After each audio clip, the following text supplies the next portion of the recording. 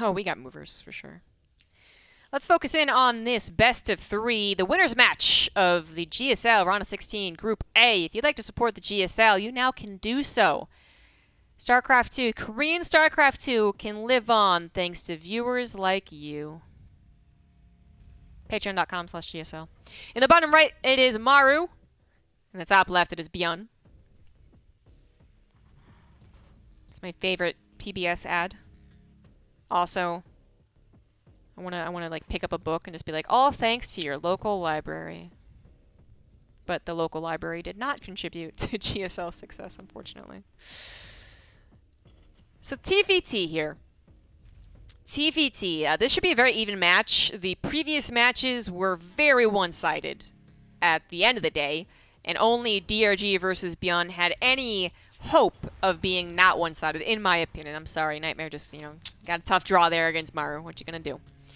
But then Byun stomped DRG, and that happens. That does happen. But Byun Maru always goes back and forth. Maru, I believe, is favored and has the technically superior way of playing TVT. But we're talking about like such high levels that with Byun's 8 racks versus Maru's 3 starport, again, technically both play perfectly. The 3 starport is supposed to be better, but the 8 racks looks really powerful for Byun. It's so close. But that's also what's really cool about this matchup is not that it's just that it's such a close matchup, and that it's got a little bit of history now as well with the amount of times they played each other in online tournaments. But that it's also very typically going to go into those 2 different styles of play. So you'll have the more aggressive Byun going up against usually the more defensive Maru after the mid game at the very least. As far as openers go, they both can do the same aggressive or defensive opener. Maybe Byun opens up this game with a Widow Mine, very defensive-minded, but then goes into some type of a dedicated attack afterwards. And then Maru could open up, 5 Reaper 3 Hellion, and then they swap for the next game. But typically, once we get into 3 or 4 base setups, yeah, we're going to see that difference of play style and shown at the highest level, really, because this is the highest level TVT that we can currently have in StarCraft 2. I might have talked at length about how GSL is not quite where it used to be, but I don't think anyone can really argue that there's better TVTs out there, even with some amazing TVTs between Marine and Clem, or Spirit's really knocking out of the park lately, or something. Nah. Byun vs. Maru, pinnacle of Terran players, pinnacle of TVT, pinnacle of the styles of TVT that we can see. So that's pretty freaking cool. Now, Maru is actually playing more defensively minded with the Widow Mine, and Byun is playing more offensively minded with the no Widow Mine, or other Hellion opener. And he's adding on a second barracks. So this is going to move over potentially into a 2-on-1. So as of right now, beginning of this best of 3, they actually are both playing very much to their expectation. Byun's aggressive, Maru's defensive. But I would say, again, that it's not going to be a surprise if they swap these builds. Well, as far as the Reaper Hellion thing. The second barracks is a bit different. That's actually just a little off in terms of TVT. Not many Terran players are going to dedicate to an actual 2-base build. They will almost always go into a 1-1-1 2-base setup into a 3rd CC, then add on more barracks, or factories, I guess, if it's mech. So this is a change-up. Maru would love to know that this is happening. Right now, he's saying, oh, okay, Byun's being a little more aggressive. Well, I got my Widow Mine to help me out. Oh, he's getting a medevac, so he'll be able to go across the map soon. But the second barracks, that's something you'd actually have to scout to know that's on the way. So Maru, going for a medevac, will eventually be busting out of this would-be contain. Byun might have seen that Widow Mine and also thought, okay, that point's a little more defensive. Well, he's about to get a big old slap of offensive Maru right here. He moved in as Maru was planning on moving out. That actually was so unfortunate for Byun, who goes, oh shit, and runs away. Manages to save a decent amount of units, though, and these units are still very valuable. Even though we're moving a little past the Reaper Hellion stage, I would say this many early game units for Byun is still valuable, so they don't want to lose them. Maru's 2 Reapers are also pretty valuable. They were looking to go for a backstab, and Byun actually caught them, so that's nice. 1 Hellion moves out to the left. Medevac's actually still at home. Byun's playing a bit dangerously, but yeah, no, that's actually fine. Yeah, Cyclone, all these Marines back at home. If the Medevac were to go across the map, Byun would be fine. So now we're having a little bit of whack-a-mole. Maru tries to find the Reapers. not doing any other damage. He's not doing any damage across the map, and he's not scouting thanks to the Reapers being denied. So he has no idea that Byun is setting up for a 2-1-1. Cyclone is mixed in, so it's not like a 5-minute 2-1-1. But still, it's going to have 16 Marines and 2 medevacs fly across the map and try and do some damage. Speaking of doing damage, Reapers actually did manage to bypass the medevac, get into the natural and the main base. 6 SCVs go down, further lacking this, like, the scouting and presence of mind for Maru to actually be like, okay, what is he doing after this? So 8 SCVs killed with that. Maru's still on his side of the map. His medevac opener hasn't done him any favors. This could have been another Raven a bit faster, and that would have been better for his particular position. And Byun has got control over this game, no doubt about that. Getting the damage done, taking a 5-worker lead, going for the 2 medevacs across the map, so he knows he's going to be in the driver's seat. So he grabs the 3rd CC on location, figuring that he'll get away with this, and he will. Talon's going to stall it, but he will. And Maru, if he holds these 2 medevacs perfectly, might be totally fine. But what does he have holding them currently? Absolutely nothing. Nothing's in the main base. Byun's 2 medevacs going to unload, probably kill 5 SCVs off the bat before the response happens. Auto turrets will have to be slapped down to actually hold on to this base, because 2 Cyclones and an unsieged tank was not enough. 3 SCVs go down, so a little better than I was expecting, but all the lost mining time and the knowledge that Byun will continue to be very aggressive. He's going to have map control, and there's not much that Maru can do about that. The lock-on was incorrect. It went on a Marine that Byun ended up microing, so the Cyclone has not provided any value as of yet, and it's just the tank keeping Maru's main base intact. And Maru did get some units across the map. A medevac, actually. That medevac finally tried to do something, and it failed. It was an utter failure from start to finish. I really want to make a joke right there, but I'm not going to. So 5 SCVs do go down. Byun, having only just finished the 3rd command center and turning into an orbital, has managed to fall a little bit behind in the workers, but it is still on location. He is still going to have triple SCV production and triple mule. He is still in a much better position. He just transferred those SCVs to make sure his main base was saturated. He still has that map control like I've been talking about, and Maru is absolutely still on his back foot to try and defend against this. And here's another real kicker to this TVT as well. Maru on 3 bases probably makes a comeback in almost any scenario. He's that freaking good. Maru on 2 bases, that's a very difficult comeback for anyone. Basically impossible. The timer has started in terms of, can Maru break out and get a 3rd base, or is he just straight up screwed?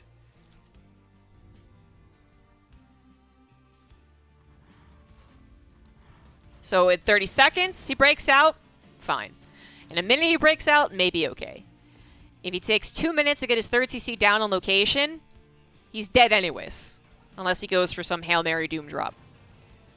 So he is absolutely on a timer. And Byun just has to be present to keep him on it.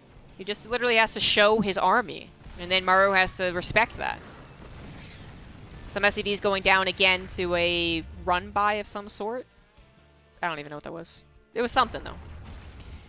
Interference Matrix is not going to catch the tank before it unsieges, which was the ideal there. The tanks killed the refinery and managed to escape. So far, continuing to be a very good game for Byun. Who's also going to be ahead by an upgrade. 1-1's going to be finishing up as Maru's only 70% done. Maru doesn't have combat shields either, so his medevacs are a little weaker. He is very much aware of his weaknesses. He is building a line of missile turrets to make sure he's not caught out of position, since he can really only currently defend 1 position, if that. And he just led his medevac to the Viking. So the Viking did a little bit of scouting to see if anything was waiting there. Nothing was waiting. Maru knows that he can get the medevacs across the map. He's going to gun it maybe for the natural, but a 4th base cancel would at least be something. Yeah, he's going to gun it for the natural. And Byun is not at all prepared for this. He still thinks that he's got to lock on Maru's army back at home. That he has missed the timing. He should be rallying his reinforcements, though, back at home. And eventually we'll be able to clean up the Marines. Especially because Maru still doesn't have combat shields, and Maru's going to go for the safe call and just grab the 4th command center.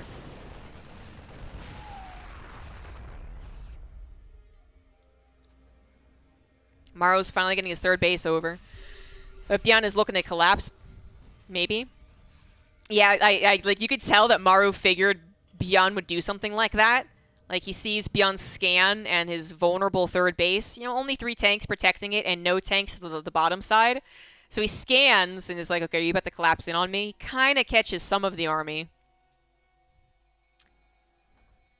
Beyond might have to wait for 2. If he waits for 2-2, then the tank count's going to increase. It's a very slow increase for Maru, who can only afford 1 factory currently.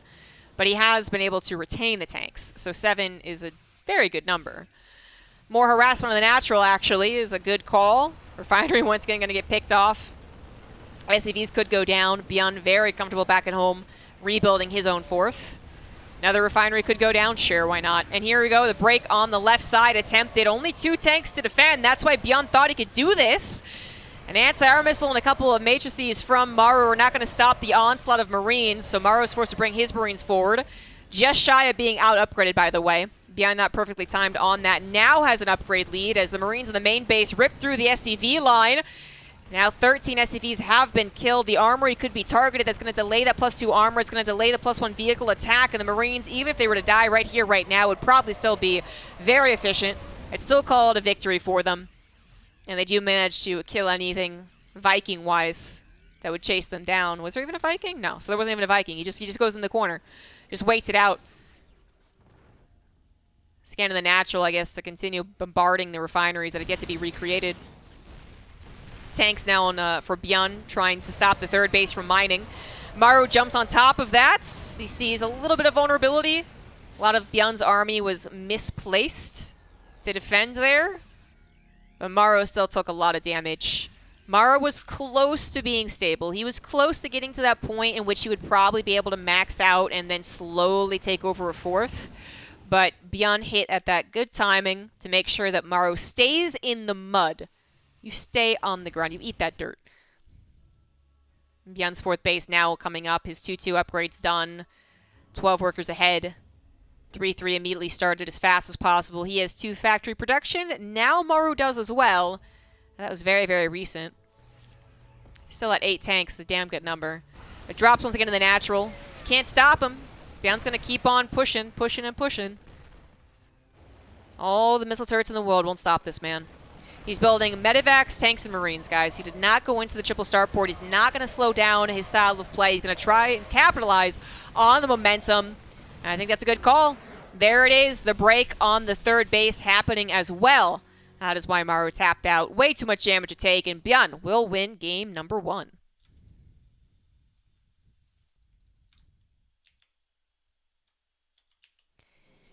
In the top left, down a game, it is Maru. In the bottom right, it is Beyond. Getting those early game leads, snowballing them into mid-game leads, and then actually finally killing the guy who is almost unkillable. And I really do think a lot of it has to do with the fact that he did all that damage while Maru was still on 2 bases. If kind of like saying equivalent damage on 3 bases is a weird way to put it, but just equivalent momentum from Beyond when Maru's on 3 bases, and Beyond probably does not win the game quickly or at all. But because Maru is stuck on 2 bases, and, you know, literally one of the problems is that he can't afford a second factory, he can't afford enough tanks to protect him from literally everything, and then you can't afford your triple starport as fast as you would like, that would protect you from the later stage of the game too. That's where Maru usually is able to make all these comebacks happen. Proper positioning, protecting 3 bases, 6 gases up and running, so he can grab his upgrades, his tank production, and his starports. And then he just holds on for dear life. But 2 bases, you have to pick and choose between Medivacs and Vikings. Gotta pick and choose. You can't pick and choose. You just have to only produce off of 1 factory. It's very different. So you could say that that's just that is the real weakness of Maru. But let's be clear, Beyond is not guaranteed that damage in the earlier mid-game. This is not the secret to success. This is not the secret to killing Maru. But if you can get that damage done with such an opener, then you're in a better position than most to actually defeat Maru. This game is kind of funny. They're actually both going for a 1-rack expand. It's like no one does that anymore. One person gambles a 1-rack expand This is a best of 3. TVT where both of them 1-max expand. Haven't seen that in years. I swear. Haven't seen that in like 2 years. Beyond it, no scouting, which is exceptionally greedy. But I think the logic is kind of, if you're already gambling, why not gamble the whole amount? You know, why you put 90% of your chips in when you could put 100? I guess. And Maru actually was quite scared of being 2-raxed. The thing is, both of them were probably as likely as each other to go for a proxy 2-rax. I know Byun is more well known for Reapers, but they're both Korean Terrans. Byun's known for his Reapers, Maru's known for his regular 2-rax. Like, they're both very capable of cheesing each other. But instead, they both are going to get away with the 1-rax expand and TVT. Now, the follow-ups are going to be different. We already have a slight difference with the reactor coming down faster from Maru. Who could even be...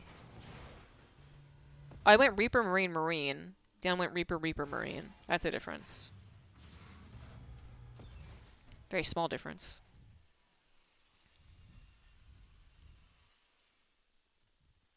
Slightly faster Starfort per Beyond, even though we got the second gas expensive unit.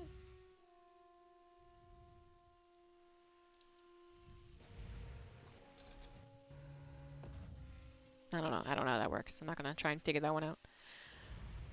Something tiny was involved in these build order differences. But now we have big differences. Cyclone on the way for Maru. Medevac out for Beyond. Maru's Medevac last game was, as I said, basically a complete failure. It didn't do what it needed defensively. It didn't do what it needed offensively. And I think it's different for Beyond. Not because Beyond's so much better, but because the situation is so much different. Maru might defend this perfectly at home as his Cyclone pops out. It might even get as lucky as to lock on to the medevac immediately. Beyond is allowed to head across the map. So just harassment units. Nothing really going to stick and anchor and scare Maru so much. But if you could even just get a stall out on the 3rd CC, that would already be a good thing for the medevac drop. That'd already be a good thing. It's not even going to try and go for that. He's going to go right for the mineral line. That's very dangerous. He does drop the Widow Mine. I heard it. I didn't even see it. Thankfully, Maru's Cyclone did. got the lock on with the help of the Raven. Beyond knowing that he was doing something very dangerous by going that deep into a Terran's base, just immediately evac'd. So unfortunately, the 3rd CC is not even going to get stalled out, which really is quite unfortunate because it's a little bit of a vulnerable position. You would hope that you could at least snipe the SCV before leaving. And the Cyclone wouldn't get you. But now Beyond goes for a forward attack, just drops out his medevac units, brings the Cyclone along and the Raven as well.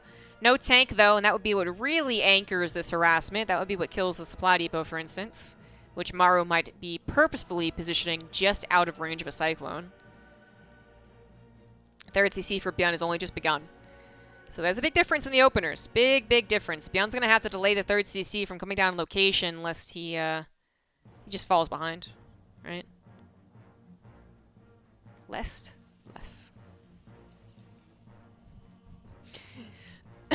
Stim's also ahead for Maru. Maru just gets ahead in everything. He's ahead 2 workers. But he's not ahead in his medevacs. Okay, that's a big difference.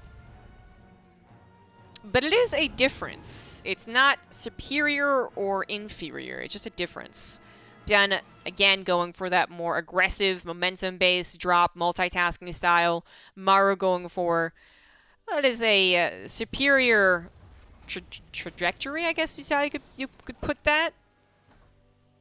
And he's found these little positions to be ahead, such as a little bit in the workers, much faster in the 3rd CC.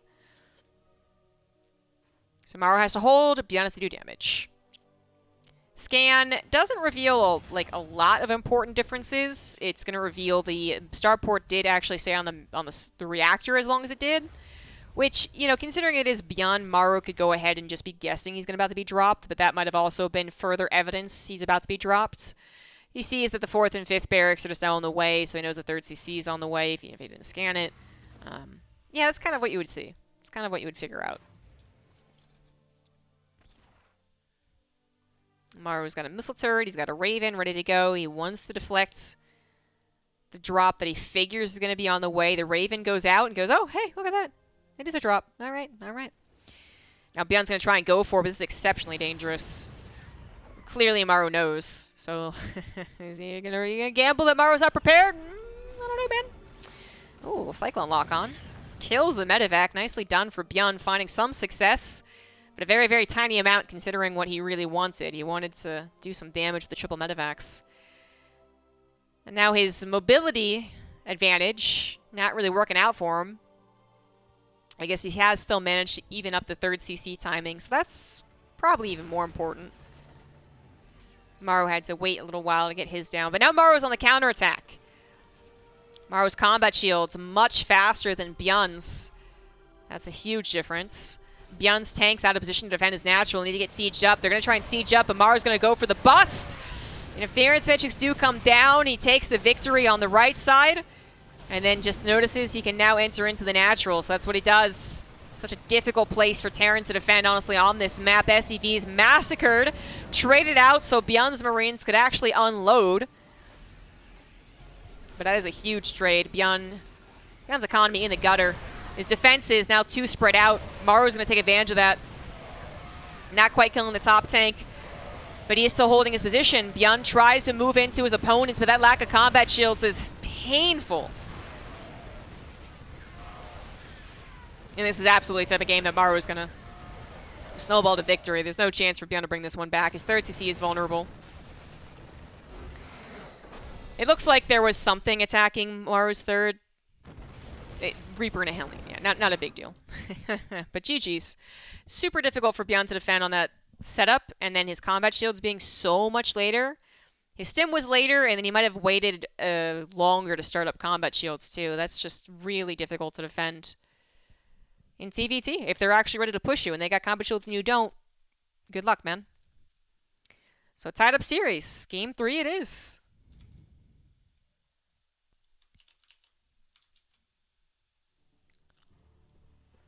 In the top right, sending an SCV out, it is Maru. The bottom left, not sending an SCV out, it is Byun.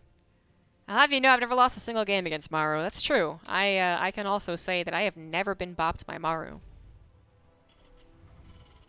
I'm going to keep it that way. So, Maru going for the proxy 2 racks. Both of them, last game, took a risk and went for a 1x expand. The funny thing is, I would say it's highly unlikely either one of them would 1x expand afterwards. Not because they revealed that they could, and then the mind game dictates that they'd be vulnerable to 2 racks if they consistently went for 1 racks. No, it's just that the 1 racks expand is a known gamble in TVT nowadays. It's just not, like, maybe not the biggest of gambles ever created, but it is still, like, it's more dangerous. It's not as efficient. There's a reason factory expand makes up for 90% of TVTs. And what is Byun doing? A factory expand. So if Maru was hoping for a quick and easy win, because Byun would know scout 1 racks expand, he's not going to get that. But the good thing about 2 racks, something that Maru himself helped to prove, is that it doesn't necessarily mean you lose the game because you're not going for a hard counter. The 2 racks could still do damage. The 2 racks could still even win this game. It really depends on that first Reaper. If the first Reaper doesn't die and it's controlled, you probably don't die to this. If it's not controlled immediately, if it goes across the map and doesn't come back, you might die to this. And then after the Reaper does or does not survive, there also is that possibility that Maru just consistently makes Reapers. You know, goes up to 8 or 10 Reapers, and then Byun doesn't expect that. So there's still chances for Byun to die here. But hypothetically, he is in a good position to defend. He hasn't scouted what his opponent's doing yet, of course. Byun not checking the base, not checking up there, not checking up the ramp. Uh-oh. That's really dangerous then. So this is the exact thing I was trying to talk about. This Reaper being out of position is really bad news. This Reaper's out all by its lonesome. And this Reaper is going to come back up its own height, like up its own... Yeah. Hop-up spot. There, that's what it's called. Yeah, 2 Reapers versus 1. I'll give you a an idea of what wins. Now it's 3 versus 0. Now it's 3 versus 1 again. But Bjorn is in a lot of trouble. He's going to guarantee take as much damage on the SCV count as is necessary for this 2 racks to be worth it. And then he actually might just straight up lose. Hellion pops out, but 3 Reapers are once again available for Maru, which defeats a single Hellion. And there you go. That is actually still GG. Maru takes no prisoners. 2-1's Bjorn moves on to the round of 8. Is that how the format works? For GSL. And Bjorn will have to wait for either Ragnarok or DRG. Why did I say Ragnarok? For either Nightmare or DRG to meet him in the decider match. I have no idea where Ragnarok came from.